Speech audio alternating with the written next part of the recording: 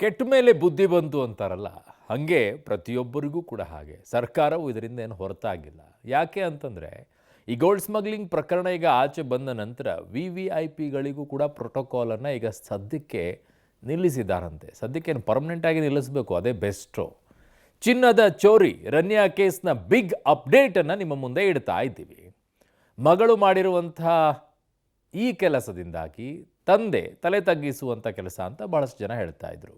But ತಂದೆನೂ ಇದರಲ್ಲಿ ಸಹಕಾರ ಕೊಡ್ತಿದ್ರ ಅನ್ನುವಂಥ ಪ್ರಶ್ನೆ ಬಹಳಷ್ಟು ಕಡೆಗಿತ್ತು. ಡ್ರೆಸ್ ಕೋಡ್ ಕೂಡ ಬಳಕೆಯನ್ನು ಮಾಡ್ತಾ ಇದ್ರಂತೆ ಗೋಲ್ಡ್ ಸ್ಮಗ್ಲಿಂಗ್ನಲ್ಲಿ. ಮಾಡಲೇಬೇಕಲ್ವಾ? ಮಾಡದೇ ಇದ್ರೆ ಹೆಂಗಾಗತ್ತೆ? ಏನು ಚಿನ್ನ ಅಕ್ರಮ ಸಾಗಾಟಕ್ಕೆ ಜಾಕೆಟನ್ನು ಬಳಸ್ತಾ ಇದ್ರಾ ರನ್ಯಾ ಅಂತ ಹೇಳಿ ಮೊದಲೇ ಪ್ರೋಟೋಕಾಲ್ ಮೂಲಕವಾಗಿ ಬರಬೇಕಾದ್ರೆ ಜಾಕೆಟನ್ನು ಬಳಸ್ಕೊಂಡ್ರೆ ಸುಲಭ ಅನ್ನೋ ರೀತಿಯಲ್ಲಿ ಇಟ್ಕೊಂಡು ಬರ್ತಾ ಇದ್ರು ಅಂತ ಹೇಳಿ. ಸೊ ವಿಚಾರಣೆಯನ್ನು ಈಗ ರನ್ಯಾರಾವ್ ಅವರ ಮಲತಂದೆ ಎದುರಿಸಿದ್ದಾರೆ. ರಾಮಚಂದ್ರ ಅವರು IPS ಈಗಾಗಲೇ ಕಡ್ಡಾಯ ರಜೆಗೆ ಸರ್ಕಾರ ಕೂಡ ಕಳಿಸಿದೆ ಅವರನ್ನು. ಅಧಿಕಾರಿಗಳ ಪ್ರಶ್ನೆಗೆ ರಾಮಚಂದ್ರ ರಾವ್ ಉತ್ತರವನ್ನು ಕೊಟ್ಟಿದ್ದಾರೆ. ಹೇಗಿತ್ತು ಆ ಉತ್ತರ? ಏನು ಕೊಟ್ಟರು ಅವರು ಉತ್ತರ? ಹೌದು ಕಳಿಸಿದ್ದು ನಾನೇ ಅಂತ ಹೇಳಿದ್ರೆ ಅಥವಾ ಇಲ್ವಾ? ರನ್ಯಾ ಕೇಸ್ನಲ್ಲಿ ಪ್ರೋಟೋಕಾಲ್ ಉಲ್ಲಂಘನೆ ಆಗಿರೋದಂತೂ ಸ್ಪಷ್ಟವಾಗಿದೆ. ಆದರೆ ಪ್ರೋಟೋಕಾಲ್ಗೆ ಸೂಚನೆಯನ್ನು ಕೊಟ್ಟಂಥವ್ರು ಯಾರು? ಬೆಂಗಳೂರು ಏರ್ಪೋರ್ಟ್ನಲ್ಲಿ ಟೈಟ್ ಸೆಕ್ಯೂರಿಟಿಯನ್ನು ಈಗ ನೀಡಿದ್ದಾರೆ. ಏನು ಮಾಡೋದು ಈಗ ಪ್ರಯೋಜನ? VVIPಗಳಿಗೂ ಕೂಡ ಈಗ ಪ್ರೋಟೋಕಾಲ್ ಇಲ್ವಂತೆ. ಇನ್ನು ಮೇಲೆ ಬಂದ್ ಮಾಡಿಬಿಡಿ, ಅವಶ್ಯಕತೆಯೇ ಇಲ್ಲ. ಏನು ಮೇಲಿಂದ ಉದುರು ಬಂದಿದ್ದಾರೆ VVIPಗಳು ಪ್ರೋಟೋಕಾಲ್ ಕೊಡೋಕ್ಕೆ. ಈ ವರದಿ ನೋಡಿ. ಚಿನ್ನದ ಚೋರಿ ರನ್ಯಾ ಕೇಸ್ನ ಬಿಗ್ ಅಪ್ಡೇಟ್. ರನ್ಯಾ ಗೋಲ್ಡ್ ಸ್ಮಗ್ಲಿಂಗ್ಗೆ ಡ್ರೆಸ್ ಕೋಡ್ ಬಳಕೆ. ಹೋಗುವಾಗ ನಾರ್ಮಲ್ ಡ್ರೆಸ್, ಬರುವಾಗ ಜಾಕೆಟ್. ಚಿನ್ನದ ಚೋರಿ ಸ್ಯಾಂಡಲ್ವುಡ್ ನಟಿ ರನ್ಯಾ ರಾವ್ ಗೋಲ್ಡ್ ಸ್ಮಗ್ಲಿಂಗ್ ಪ್ರಕರಣದಲ್ಲಿ ದಿನಕ್ಕೊಂದು ಸ್ಫೋಟಕ ಮಾಹಿತಿಗಳು ಹೊರಬೀಳ್ತಾ ಇವೆ. ಇದೀಗ ಗೋಲ್ಡ್ ಬಡಗಿ ರನ್ಯಾ ರಾವ್ ಚಿನ್ನ ಅಕ್ರಮ ಸಾಗಾಟಕ್ಕೆ ಡ್ರೆಸ್ ಕೋಡ್ ಬಳಕೆ ಮಾಡ್ತಾ ಇದ್ಲು ಎಂಬ ವಿಚಾರ ಬೆಳಕಿಗೆ ಬಂದಿದೆ. DRI ತನಿಖೆಯಲ್ಲಿ ಚಿನ್ನಮಳ ಸೀಕ್ರೆಟ್ ಹೊರಬಿದ್ದಿದೆ.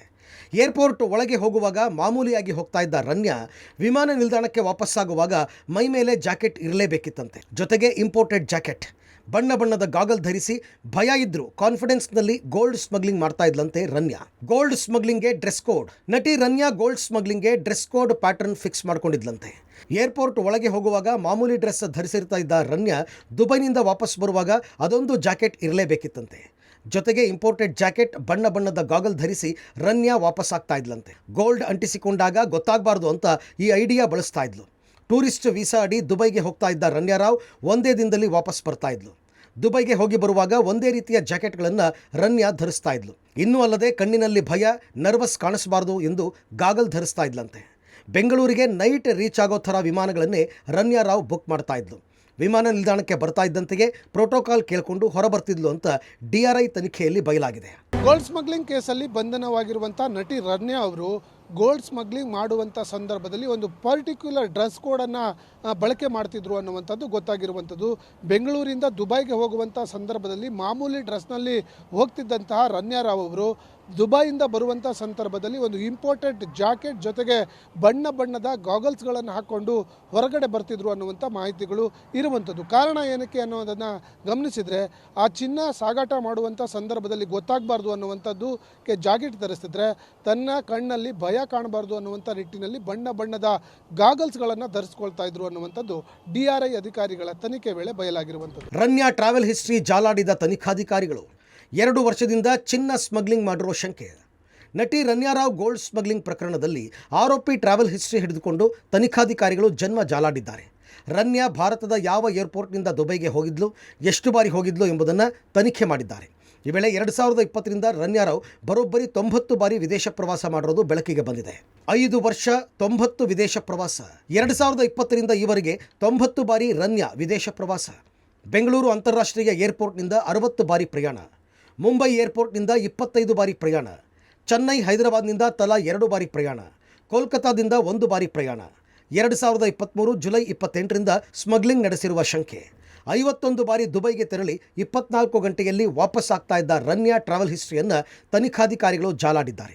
ಇಷ್ಟು ಬಾರಿಯೂ ಗೋಲ್ಡ್ ಸ್ಮಗ್ಲಿಂಗ್ ಮಾಡಿರುವ ಬಗ್ಗೆ ಅನುಮಾನ ವ್ಯಕ್ತವಾಗಿದೆ. ಬೆಂಗಳೂರಲ್ಲಿ ಸ್ವಂತ ಚಿನ್ನದಂಗಡಿ ತೆರೆಯಲು ರನ್ಯಾ ಪ್ಲಾನ್. ಅಂಗಡಿಗೆ ಕೋಟಿ ಕೋಟಿ ಸುರಿಯಲು ರೆಡಿಯಾಗಿದ್ದ ನಟಿ ರನ್ಯಾ ರಾವ್ ಗೋಲ್ಡ್ ಸ್ಮಗ್ಲಿಂಗ್ ಕೇಸ್ನಲ್ಲಿ ಬೇರೆಯವರಿಗೆ ಚಿನ್ನ ನೀಡಿ ಅದರ ಲಾಭಾಂಶದಿಂದ ಬೇಸತ್ತಿದ್ಲಂತೆ.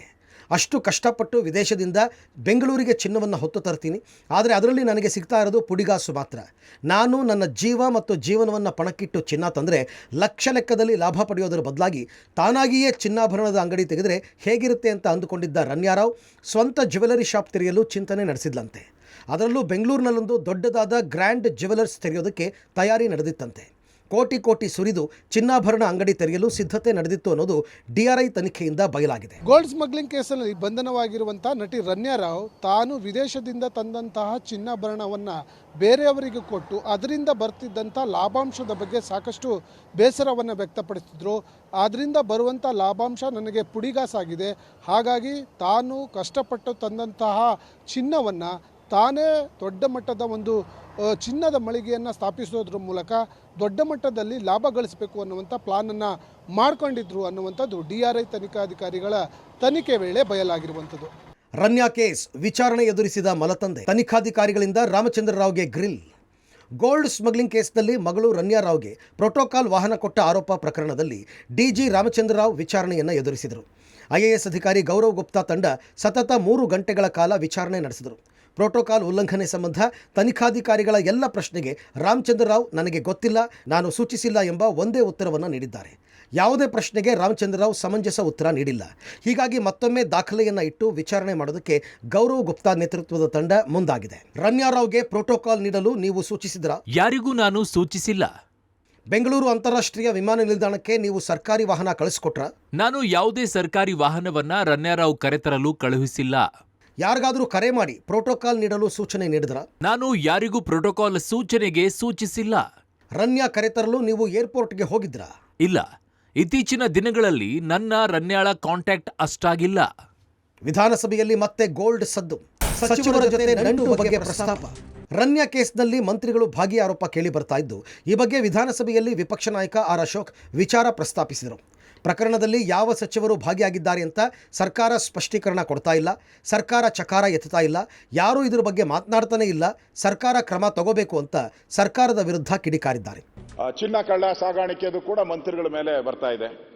ಯಾರು ಮಂತ್ರಿಗಳಿದ್ದಾರೆ ಅಂತ ಹೇಳಿ ಸರ್ಕಾರ ಕ್ರಮ ತೆಗೆದುಕೊಳ್ಬೇಕು. ಅದ್ರ ಬಗ್ಗೆನೂ ಏನು ಕ್ಲಾರಿಫಿಕೇಶನ್ನೇ ಇಲ್ಲ, ಯಾರು ಅದ್ರ ಬಗ್ಗೆ ಚಕಾರನೂ ಎತ್ತುತ್ತಾ ಇಲ್ಲ. ಇನ್ನು ನಟಿ ಅರೆಸ್ಟ್ ಬೆನ್ನಲ್ಲೇ ಬೆಂಗಳೂರು ವಿಮಾನ ನಿಲ್ದಾಣದಲ್ಲಿ ಸೆಕ್ಯೂರಿಟಿಯನ್ನು ಫುಲ್ ಟೈಟ್ ಮಾಡಲಾಗಿದೆ. ರನ್ಯಾ ಮಾಡಿದ ತಪ್ಪಿಗೆ ಪ್ರೋಟೋಕಾಲ್ ಇರುವ VVIPಗಳನ್ನು ಚೆಕ್ ಮಾಡಲೇಬೇಕು ಅಂತ ಅಧಿಕಾರಿಗಳು ಆದೇಶಿಸಿದ್ದಾರೆ. ಒಂದು ವೇಳೆ ಪ್ರೋಟೋಕಾಲ್ ಇದ್ದರೆ ಚೆಕ್ ಮಾಡೋದು ಕಡ್ಡಾಯ ಅಂತ ಅಧಿಕಾರಿಗಳು ಸೂಚಿಸಿದ ಹಿನ್ನೆಲೆಯಲ್ಲಿ ಯಾರೇ ಬಂದರೂ ಪರಿಶೀಲನೆ ಮಾಡಲಾಗ್ತಾ ಇದೆ. ಪ್ರೋಟೋಕಾಲ್ ಬಳಸಿ ಸ್ಮಗ್ಲಿಂಗ್ ನಡೆಸುವ ಹಿನ್ನೆಲೆಯಲ್ಲಿ ಈ ರೀತಿ ಕಟ್ಟುನಿಟ್ಟಿನ ಸೂಚನೆಯನ್ನು ನೀಡಲಾಗಿದೆ. News desk, public TV.